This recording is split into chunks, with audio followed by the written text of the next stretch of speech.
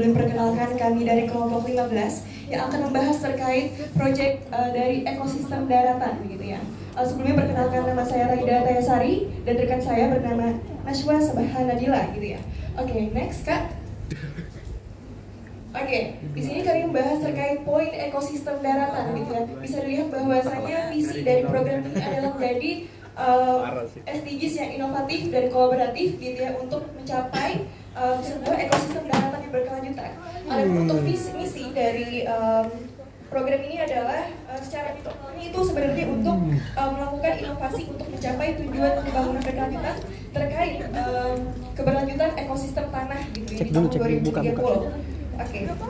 Oke, bisa next Kak. Jadi kita masuk pada permasalahan dulu di Indonesia gitu ya. Di sini kami mengambil poin terkait ekosistem tanah gitu. Jadi memang bisa dilihat teman-teman bahwasanya saat ini Indonesia menjadi salah satu negara dengan angka pencemaran tanah tertinggi di dunia. Jadi salah satunya bukan paling gitu ya.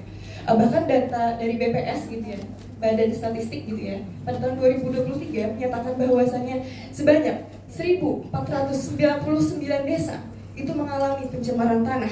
Kemudian setelah ditelusuri gitu ya, mengapa sih terjadi pencemaran tanah di Indonesia? Ternyata ini disebabkan oleh penggunaan pupuk kimia yang cukup tinggi dan juga penggunaan pestisida yang sangat tinggi. Oke, bisa di next kan? Oke. Kami mencoba mendalami gitu ya terkait seberapa banyak sih gitu ya penggunaan pupuk kimia dan juga pestisida di Indonesia. Ternyata gitu ya, setelah ditelusuri untuk konsumsi pupuk kimia di Indonesia ini pada semester pertama pada tahun 2023 ini hampir nyaris 45% daripada penggunaan pupuk di tahun 2022. Kemudian pada tahun 2021 gitu ya, karena itu data yang paling update kami dapatkan, untuk penggunaan pestisida di tahun 2021 itu tercatat sebanyak 283 kiloton gitu ya penggunaan pestisida di Indonesia. Memang ini tidak bisa kita pungkiri karena memang gitu ya Indonesia gitu ya jadi salah satu negara dengan kawasan pertanian yang cukup luas gitu ya. Bisa dilihat bahwasanya ini puluhan ribu hektar gitu ya. Jadi memang tidak kita bisa pungkiri bahwasanya memang akan banyak penggunaan pestisida dan juga pupuk gitu ya. Oke, bisa di next kan.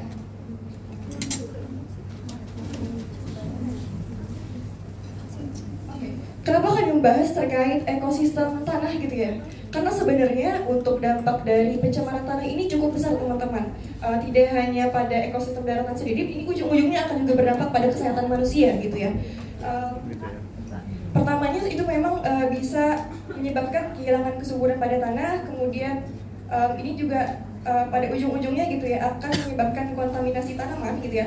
Mengapa? Karena sebenarnya untuk tanah yang tercemar oleh bahan kimia gitu ya, oleh pestisida dan pupuk organik tadi juga itu akan terakumulasi gitu ya di dalam tanaman, dan kemudian jika tanaman itu dikonsumsi manusia maka itu akan berdampak pada kesehatan manusia. Bisa di next kan? Ya ampun. Oke.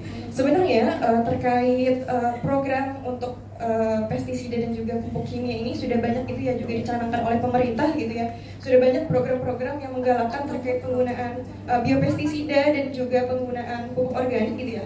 Tapi mengapa ya masalahnya sampai saat ini penggunaan biopestisida dan juga penggunaan pupuk organik itu masih sangat tinggi di Indonesia? Makanya setelah ini kami akan menawarkan sebuah program gitu ya untuk mengatasi. Sebelum masuk situ, kami tahu dulu jadi penyebabnya. Next kan? Oke, kenapa gitu ya penggunaan pupuk kimia dan juga pestisida ini masih sangat tinggi di Indonesia? Ternyata setelah diselidiki gitu ya, ternyata memang kesadaran dan pendidikan masyarakat khususnya para petani itu masih sangat kurang terkait dengan biopestisida gitu ya. Jadi mereka tidak memahami bahwasanya apa sih dampak dari penggunaan pestisida dan juga pupuk kimia itu. Kemudian yang kedua adalah memang masyarakat ini memiliki keterbatasan akses gitu ya untuk mengakses pupuk organik dan juga biopestisida itu. Dan yang terakhir ini memang sampai saat ini pun di pasaran gitu ya masih terlalu banyak masyarakat yang apa sih ibaratnya tuh kayak menjual gitu ya terkait menjual pestisida dan juga pupuk kimia itu, sehingga memang mau nggak mau gitu ya konsumsi di masyarakat Indonesia juga masih tinggi. Nah oleh karena itu berdasarkan masalah tersebut gitu ya kami menawarkan sebuah proyek, kami menawarkan sebuah program bagaimana untuk mengatasi hal tersebut. Maka dari itu Solusi yang akan kami tawarkan untuk mengatasi permasalahan ini adalah dengan membuat sebuah media informasi yang kami berupa website yang kami namai dengan CareFarm. So, what is CareFarm? CareFarm adalah website edukasi dan media sharing untuk komunitas petani di Indonesia yang bertujuan untuk mengedukasi para petani agar para petani dapat tahu dampak yang akan terjadi jika terlalu banyak menggunakan pestisida dan pupuk kimia. Next.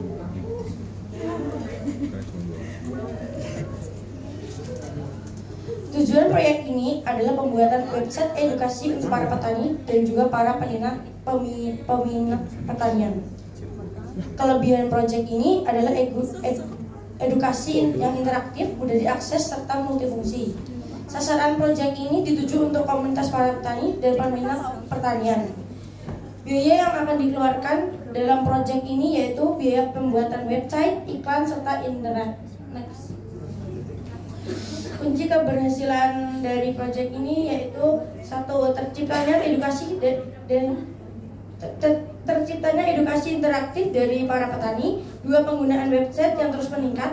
Tiga, para petani pengguna website sebanyak 60% aktif dalam penggunaan biopestisida atau produk ramah lingkungan lainnya.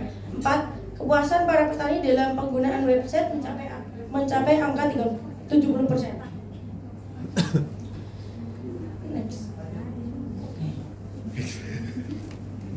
Nah, dari sini saya akan menjelaskan bagaimana cara mengakses website kami, yaitu dengan pertama akses carefarm.id di Google atau internet kalian, dan silahkan daftar bagi pengguna baru dan login bagi yang sudah mendaftar. Yang kedua, klik home untuk melihat beranda website. Nah, di website kami ini kami merancang agar para user dapat mengupload artikel dan atau beberapa pengalaman lainnya yang terkait. Yang ketiga, pada fitur panduan, kalian akan dapat beberapa panduan tentang pertanian sesuai dengan informasi yang kalian butuhkan, seperti yang tertera di BBT. Yang keempat, fitur video, yaitu kalian dapat mengakses beberapa video tentang pertanian berkelanjutan. Yang kelima, komunitas. Di fitur ini kalian dapat berkomunikasi dan berbagi pengalaman dengan sesama komunitas para petani di seluruh Indonesia. And the last, store. Jadi di sini kami juga menyediakan berbagai macam keperluan untuk pertanian berkelanjutan. Allahu Akbar. Nah itu tadi langkah-langkah atau panduan menggunakan website kami. Langkah-langkah menggunakan website.